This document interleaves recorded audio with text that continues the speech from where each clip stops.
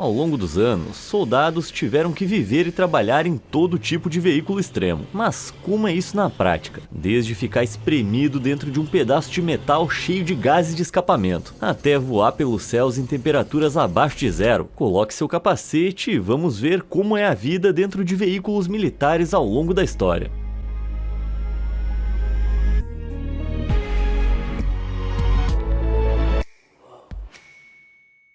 O Mark V.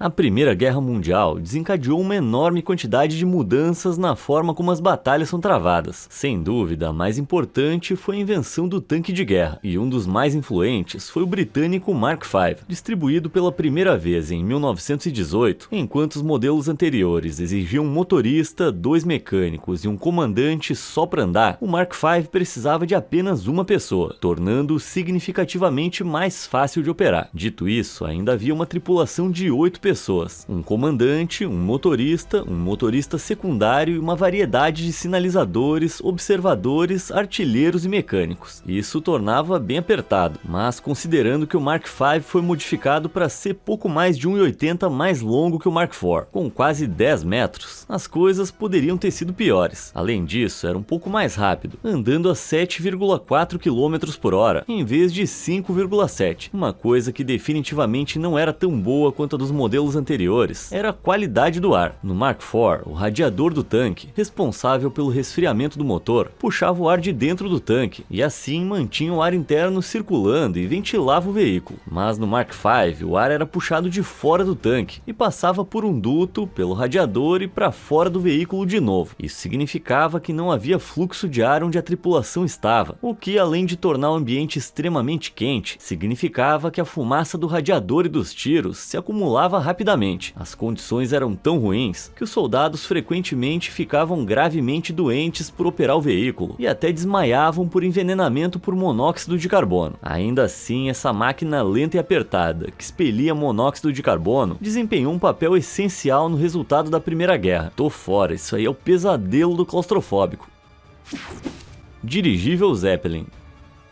Olha, como alguém que tem um medo paralisante de altura e explosões, eu posso dizer com segurança que o balão de guerra Zeppelin deve ser a pior ideia para um veículo militar já criado. Fabricados inicialmente como cruzadores civis no final do século XIX, os militares alemães começaram a reutilizar esses enormes balões, cheios de hidrogênio, logo após o início da Primeira Guerra Mundial. Embora principalmente para reconhecimento, à medida que a guerra avançava, eles foram cada vez mais usados para missões de bombardeio. Uma tripulação de 19 a 21 pessoas voaria para o espaço aéreo britânico sob o manto da escuridão, transportada em gôndolas fixadas na parte inferior, na frente e atrás do balão. Na gôndola frontal estariam o comandante, o navegador e os operadores do leme. Enquanto isso, metade da tripulação ficaria na sala de máquinas, fazendo a manutenção dos motores e usando anticongelante para evitar que congelassem em grandes altitudes. Eles também tinham que prestar muita atenção a um motor telégrafo, um dispositivo de comunicação que permitia aos ocupantes da gôndola da frente darem ordens à distância, principalmente sobre mudanças de velocidade ou direção. Enquanto isso, eles lutavam contra o barulho ensurdecedor e os vapores nocivos dos motores por até 24 horas sem descanso. Os Zeppelins voavam a mais de 6 metros de altura para evitar a detecção e o fogo antiaéreo. Então, ao chegarem ao seu destino, os soldados abriam um alçapão e lançavam várias toneladas de bombas por ele. O problema é que chegar lá não era tão fácil. Os navegadores frequentemente se perdiam devido a ventos fortes ou neblina espessa, e os Zeppelins voavam tão alto que geralmente ficavam acima das nuvens. Então as missões eram arruinadas por pilotos que navegavam fora do curso ou lançavam suas cargas em locais errados. Ainda assim, algumas bombas atingiam seus alvos, com efeitos devastadores. Voar em grandes altitudes também teve outros efeitos inesperados na tripulação. Muitos adoeceram devido ao mal da altitude e ficaram exaustos por respirar o ar rarefeito, e esses problemas só pioravam com o frio extremo, com temperaturas às vezes chegando a 38 graus negativos. Mesmo usando macacões de couro, casacos de pele, luvas e cachecóis, superar o congelamento era um problema constante. Embora anticongelante tenha sido adicionado aos motores, eles ainda eram propensos a apresentar mau funcionamento, e se isso acontecesse, tudo congelaria como um balão de água preso no congelador. Ainda assim, os tripulantes tiveram que perseverar. Além de bombas, os soldados também estavam armados com metralhadoras metralhadoras de 20mm para disparar contra aviões inimigos que se aproximavam. Alguns dos artilheiros ficavam posicionados dentro das gôndolas, mas também havia alguns no topo, bem à vista. Nossa, eu não queria ser um desses caras. Mas durante toda a guerra, relatos desses artilheiros alemães derrubando aviões inimigos em pleno voo foram incrivelmente raros, e em um caso relatado, o soldado britânico ferido ainda conseguiu pousar o avião. Tudo isso significava que, embora a visão dos Zeppelins amedrontasse os civis em terra, os enormes balões nunca foram as super armas imparáveis que os alemães queriam, e de fato não é surpresa que eles não sejam mais usados.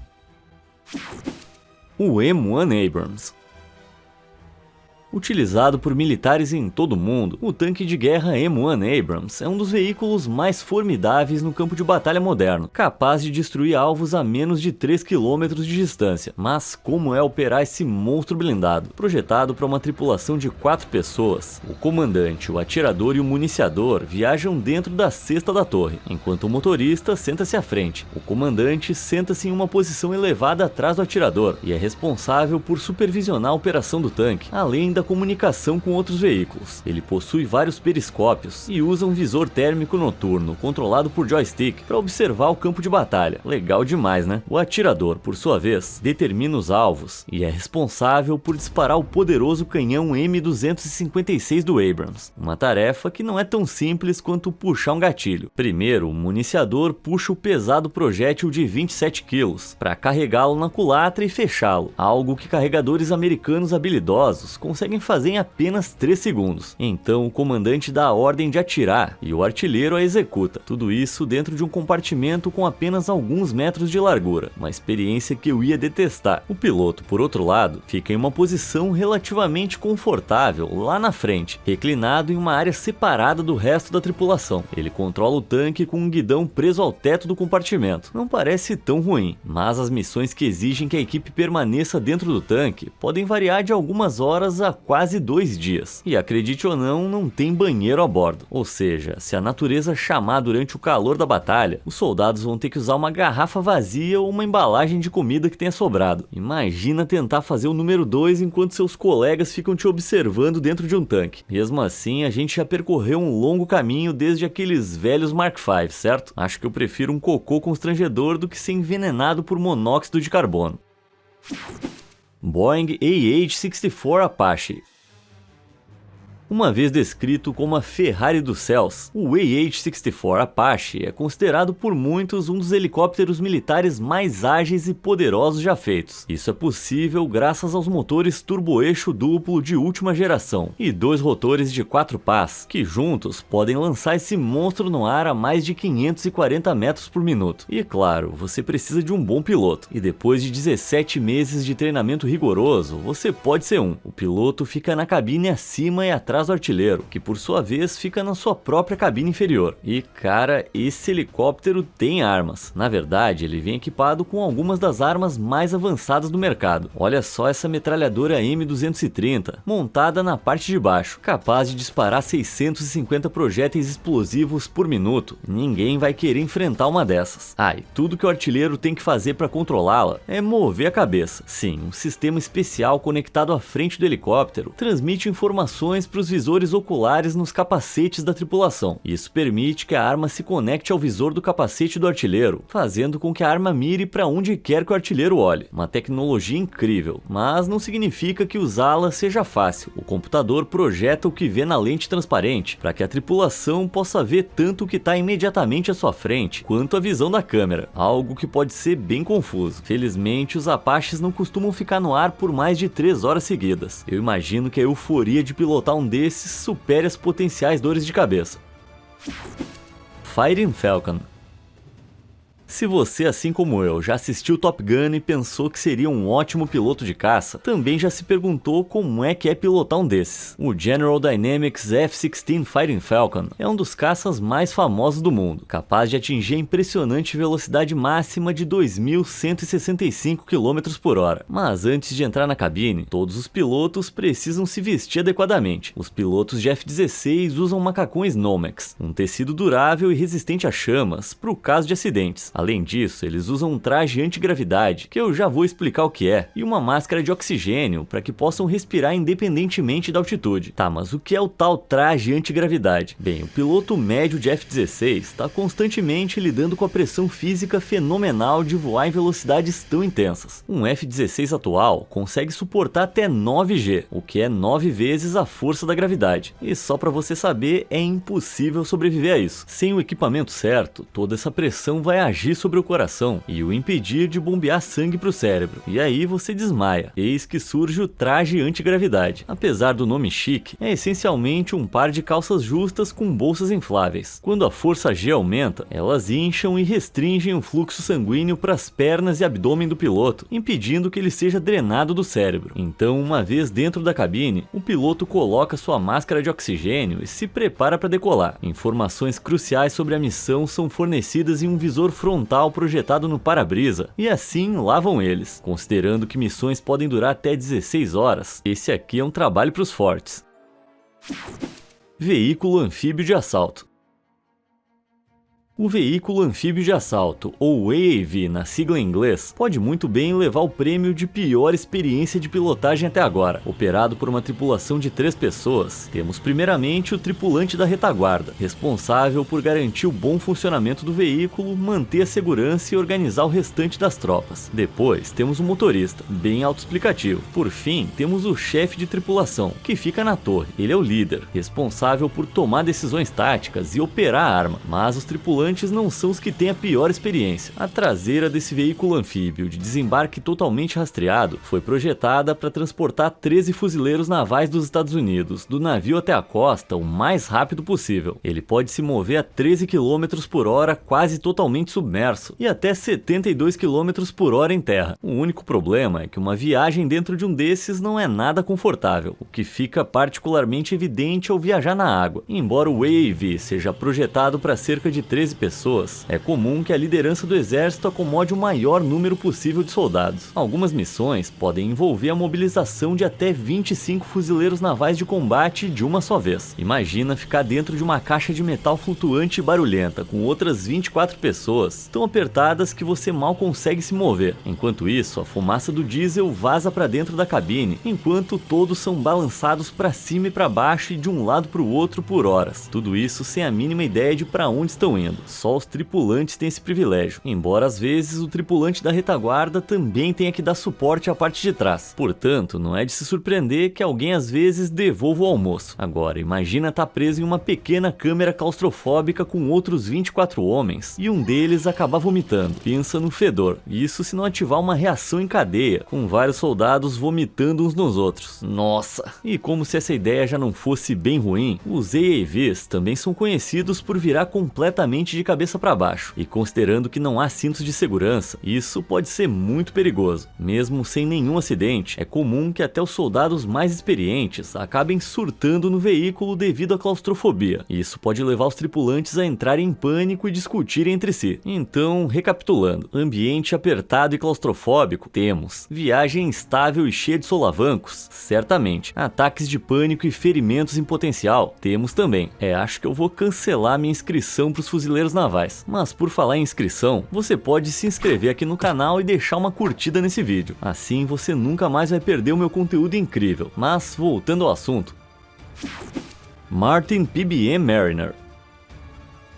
Durante a Segunda Guerra Mundial, os hidroaviões, essencialmente aviões que podiam pousar na água, tornaram-se uma parte crucial das missões de reconhecimento e resgate. Entre os mais conhecidos está o Martin PBM Mariner, um bombardeiro de patrulha americano relativamente espaçoso, que passou por diversas versões ao longo do tempo. O PBM-5, o modelo definitivo usado na guerra, tinha uma tripulação típica de 3 pilotos, 2 soldados de artilharia, 2 operadores de rádio e 4 maquinistas. Devido à sua natureza de aeronave de patrulha, as tripulações passavam longos períodos sobrevoando o oceano, pousando, observando e voando de novo. Então, naturalmente, eles passavam muito tempo juntos, e as aeronaves até tinham sua própria cozinha, beliches e banheiro, o que poderia ter sido ótimo, se a tripulação não fosse obrigada a lançar bombardeiros contra submarinos inimigos e realizar resgates marítimos muito estressantes. Acidentes também não eram raros. Mesmo nas melhores condições, uma tripulação precisava de treinamento treinamento especial para pousar e decolar corretamente, e se cometessem um erro, poderiam esperar algo muito pior do que um acidente de pouso. Apesar de vários acidentes, o PBM serviu como uma aeronave importante durante e após a Segunda Guerra, até ser finalmente retirado de serviço em 1958. Parece que ninguém reclamou.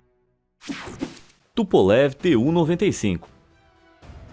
Esse avião aqui é o orgulho da Rússia há mais de 50 anos, portanto é praticamente um fóssil em termos militares. O imponente Tupolev Tu-95 tem comprimento e envergadura de aproximadamente 46 metros e é capaz de transportar até 20 toneladas de, o que será, suprimentos? Frutas? Que tal bombas termonucleares? Projetado perto do início da Guerra Fria, o Tu-95 voou pela primeira vez em 1952 e é um bombardeiro estratégico construído para chegar aos Estados Unidos. Operado por uma tripulação de 6 a 9 pessoas, o piloto e o copiloto sentam-se na cabine. Atrás deles fica a cabine de comando, onde o operador de comunicações, o navegador e o operador de sistemas de defesa sentam-se à direita. A estação do engenheiro de voo fica à esquerda e no centro está a estação do bombardeiro. Por último, fica um metralhador de cauda, bem na parte de trás do avião. O restante do espaço é para as bombas gigantescas que ele carrega. Infelizmente, para a tripulação, cada segundo passado lá dentro corre o risco de perda auditiva. Isso por causa dos 4 enormes motores turbohélice, cada um com 2 hélices de 5,5 metros de comprimento, que se movem mais rápido que a velocidade do som. Dizer que eles são barulhentos seria um eufemismo. Aqui está um Tu-95 visto do chão.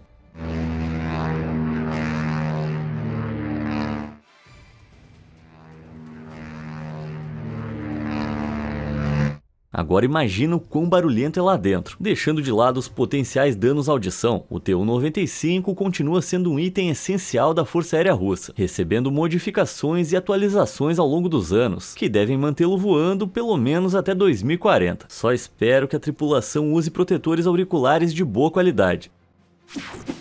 Boeing E-3 AWACS.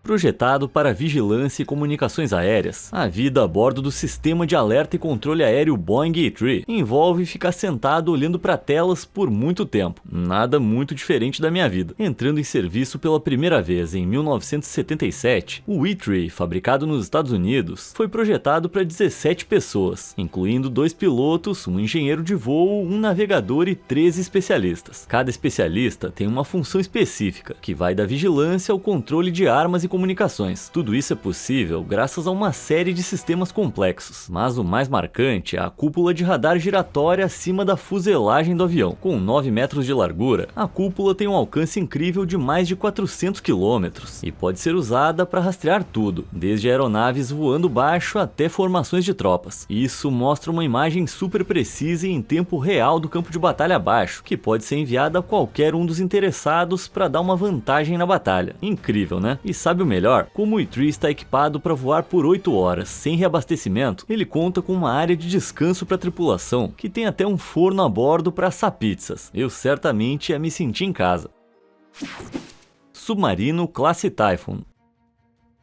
Sabemos que tamanho não é tudo, mas certamente pode ajudar. Foi por isso que em 1981, a União Soviética encomendou esse submarino de 48 mil toneladas e 175 metros de comprimento. Com o codinome Akula, que significa tubarão em russo, o submarino Classe Typhoon foi projetado como uma enorme reserva nuclear estratégica em caso de guerra nuclear com o Ocidente. Por isso, precisava ser capaz de transportar 20 mísseis RSM-52, cada um com capacidade para 10 ogivas nucleares e pesando mais de 90 toneladas. Em outras palavras, esse submarino precisava ser muito grande. Os mísseis ficavam na seção dianteira e 2 reatores nucleares alimentavam a embarcação na parte de trás, mas entre eles havia muito mais coisas surpreendentes, com capacidade para 160 pessoas. Além do centro de comando, havia também academia, sala de estar, sala de jantar, sauna e até uma piscina. Então, depois de um dia cansativo lançando mísseis no inimigo, havia pelo menos algumas maneiras de relaxar. E em vez do deprimente metal cinza, muitas seções do navio tinham paredes com painéis de madeira e televisores, embora na Guerra Fria eles estivessem muito longe das TVs modernas. Mas essa vida de relativo luxo não duraria para sempre. Esses submarinos enormes custam muito para manter em operação, e após a Guerra Fria, o governo russo os aposentou gradualmente. Hoje nenhum está em serviço. Eu poderia facilmente morar num desses. Lockheed C-130 Hercules. Se houvesse um prêmio pelo conjunto da obra para veículos militares, o C-130 Hercules seria definitivamente o vencedor. Voando pela primeira vez em 1954, o Hercules tem sido o principal avião de carga da Força Aérea dos Estados Unidos por mais de meio século. Apesar de ser operado por uma tripulação de apenas 5 pessoas, um piloto, um copiloto, um navegador, um engenheiro de voo e um chefe de carga aérea, os modelos mais recentes do C-130 são grandes o suficiente para transportar impressionantes 128 soldados. E transportar todos esses soldados com todos os seus equipamentos cria um ambiente apertado e abafado. Considerando que ele foi projetado principalmente para o transporte de carga, não se deu muita atenção ao transporte de humanos. Além de apertado, ele também é extremamente barulhento. Um recruta descreveu estar voando para o Iraque quando de repente ouviu uma enxurrada de explosões assustadoramente alta vindo de fora da aeronave. Aterrorizado, ele achou que o fim estava próximo, mas descobriu que era apenas o som de fragmentos metálicos chamados de chaff, uma contramedida lançada pelas aeronaves para confundir os sistemas de radar. Outro grande problema com modelos anteriores era que, apesar da aparência imponente, eles não tinham nenhuma blindagem para proteger contra disparos de arma de pequeno porte. Então, durante a Guerra do Golfo em 1991, alguns soldados tentaram amenizar o perigo enrolando correntes de aço em seus assentos. Não parece lá muito confiável. Sopwith Camel.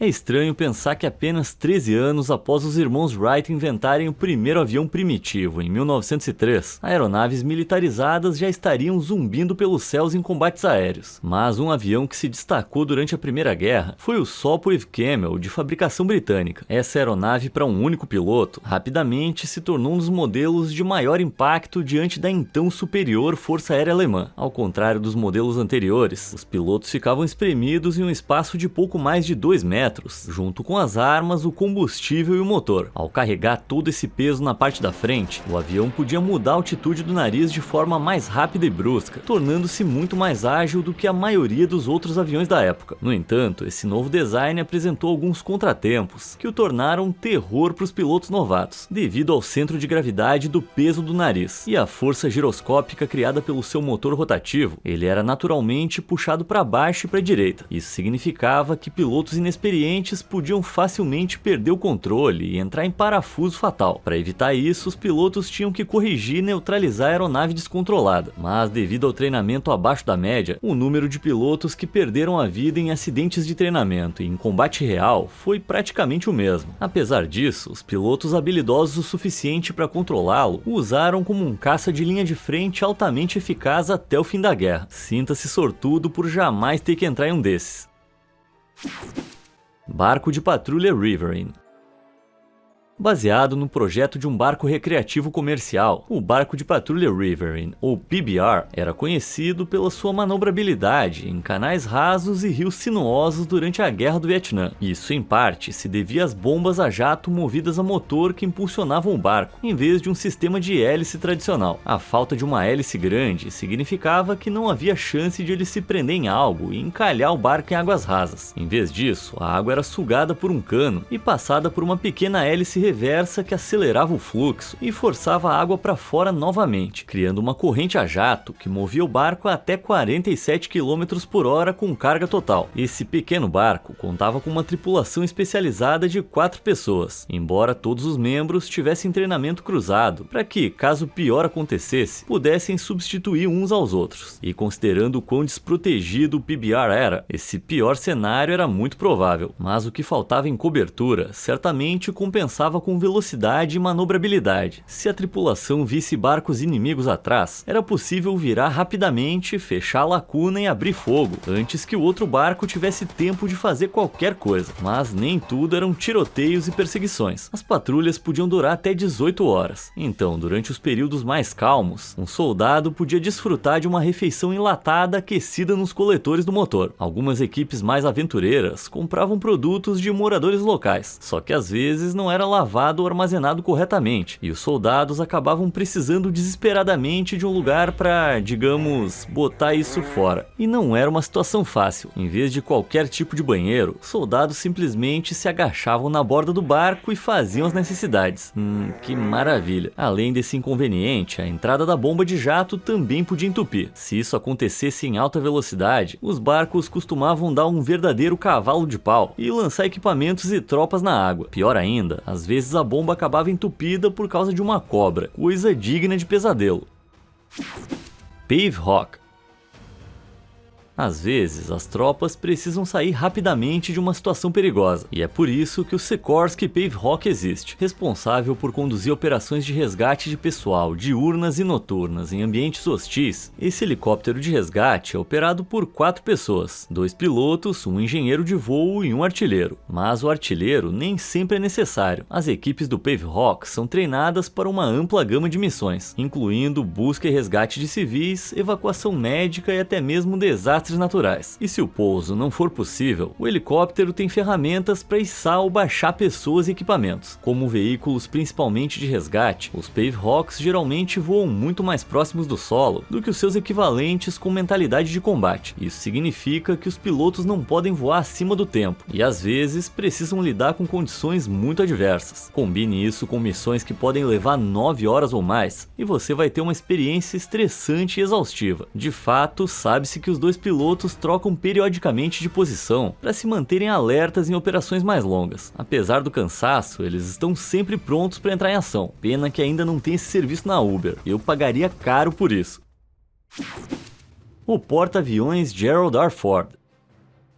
Bem-vindos a bordo do porta-aviões USS Gerald R. Ford, uma fortaleza flutuante da Marinha dos Estados Unidos, que tem 76 metros de altura e é mais longa que 3 campos de futebol americano. E esse tamanho é mesmo necessário, porque 5.000 pessoas vivem e trabalham nesse navio, e eles não têm descanso. O porta-aviões foi projetado para receber entre 75 e 90 aeronaves a qualquer momento, e o pessoal a bordo é responsável pelo lançamento e recuperação de cerca de 85 por dia. É muito trabalho, mas isso não é tudo. As funções variam desde a operação das usinas nucleares que alimentam o navio, até a supervisão dos complexos sistemas de vapor que são usados para gerar água potável a partir do mar. E isso é extremamente importante, já que o Gerald R. Ford pode ficar no mar por meses seguidos, fornecendo suporte para operações de combate e esforços humanitários. Mas então, o que a equipe faz depois de um dia de trabalho duro? Você pode achar que um lugar tão grande tem quartos de tamanho decente, certo? Mas não é bem assim. Os membros da tripulação dormem em quartos apertados de 1 metro por 1,80 m em beliches triplos. Não é assim uma suíte de luxo, mas nem tudo é ruim. Essa cidade em constante movimento vem equipada com praticamente tudo que você pode imaginar. Precisa cortar o cabelo? Tem barbearia a bordo. Precisa fazer compras pro dia a dia? É só passar no mercado. Mas se você não tiver a fim de cozinhar, pode visitar as cozinhas do navio e experimentar uma refeição preparada por profissionais. Tem até uma academia para você treinar ou participar de uma aula de spinning, e vários clubes e comunidades que você pode participar. De repente, a vida num porta-aviões não parece tão ruim, né? E chegamos ao fim do vídeo. Em qual desses veículos você gostaria de passar menos tempo? Não deixa de me contar. Até a próxima e obrigado por assistir.